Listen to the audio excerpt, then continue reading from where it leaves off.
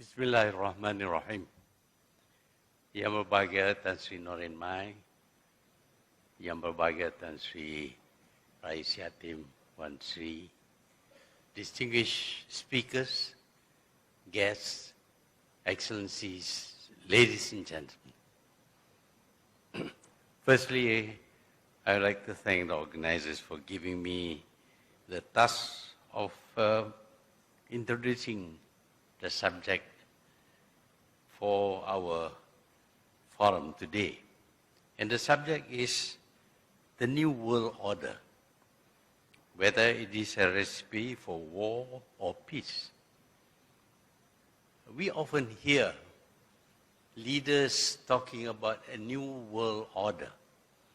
And for most of us, when somebody speaks about a new world order, we visualize a better world, a world where we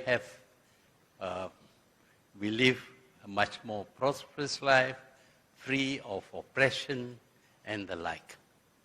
But actually, the idea of a new world order is not new. It is very old. And you heard from Tan Sri Norin Mai just now what kind of new world order was first conceived. Basically, it is about having a world government. We should abolish all states, all nations, all borders, but instead have only one world government. And that world government is to be by certain people, elites, people who are very rich, very intelligent, very powerful in many ways. They are the ones who will govern the world.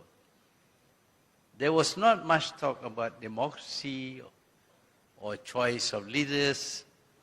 Instead, there was to be a government by these elites who will impose their rules on everyone in this world. And for those who are unwilling to submit to them, there will be punishment. This is the concept initially, but many have not read or do not know about this concept. But it is important for us to remember that this new world order is an old world order. It's something that was conceived more than 100 years ago. And yet it is being repeated by powerful politicians from powerful countries that it is new. We should be asking ourselves whether the people who originally conceived this idea has given up hope on achieving a world government. If we study carefully recent history, we will know that there are people who still wish to set up a world government where this government rules the whole nation, the whole world without regard for nations or states. There would be no borders. And when I say no borders, I'm quite sure you remember lots of talk about globalization and a borderless world. Globalization and a borderless world is an expression that relates to the concept of the New World Order as it was first conceived. They want to have a borderless world, and they want to have globalization, which means, of course, without borders, there would be no states, there would be no nations, there would be just one world. And that one world will be ruled by whom? There is no mention that it would be ruled democratically by election of leaders. That is left unsaid. But what we do see is the dominance of the people who enunciated this new world order.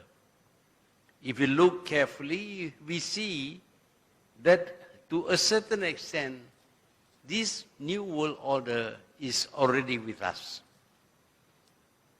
We live in a world today that is dominated by the powerful, the mighty, the people with the guns, accepting that the guns now are much more sophisticated. We have reached a stage where certain people have arms which could wipe out the population of this world. The nuclear weapons have that capacity. And the nuclear weapons are in the hands of certain countries and certain people. Therefore, the world is frightened of them. And when the world is frightened of them, the world becomes submissive to them. And when the world submits to them, effectively, there is one government in this world. And indeed, we see the promotion of this concept of a new world order through what is being done today. We know, for example, that politically there is no freedom for any nation. When we talk about free speech, freedom of, and human rights, etc., it is with regard to your own national government.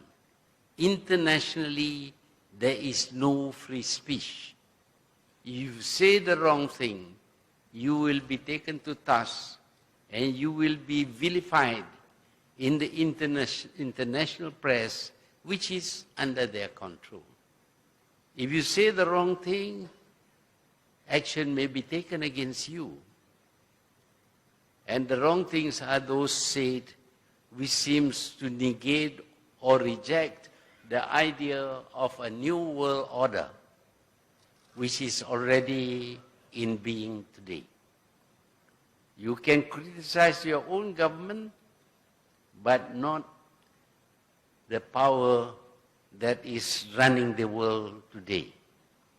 So we find that already there is a new world government enforced with powerful military forces and a willingness to subvert and undermine the governments of all countries.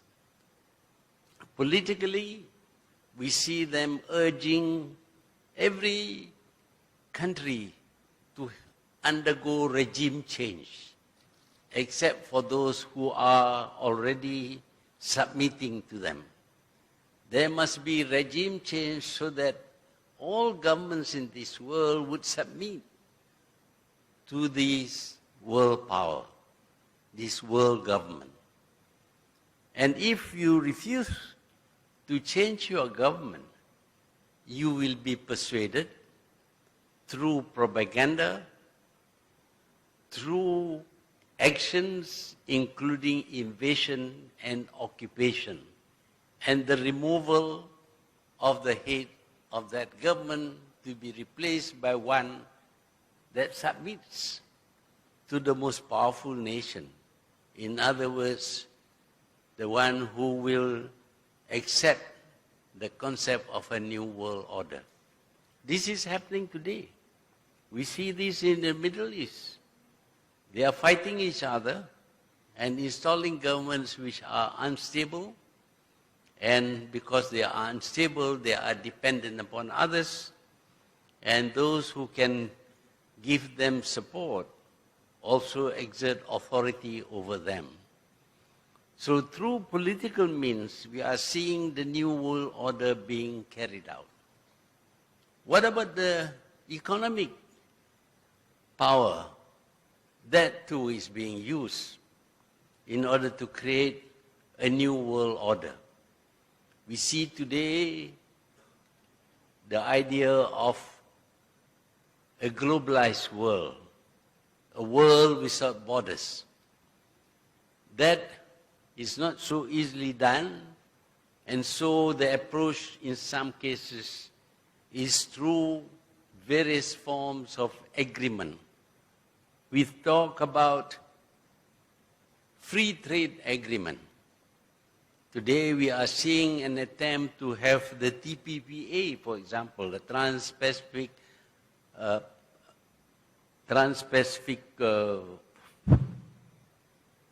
Partnership Agreement. It's not a partnership.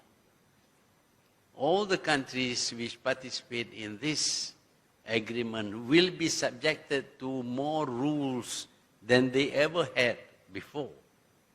In other words, the TPPA is not about free trade. It is about trade subjected to all kinds of laws and regulation, exposing countries to being sued in international courts which are set up separately by others. So the TPPA is not about free trade, it is about regulated trade. Once you have regulated trade, then of course the most powerful economy will dominate that system conceived under the TPPA. So you can see that an attempt is being made to control commerce, international commerce.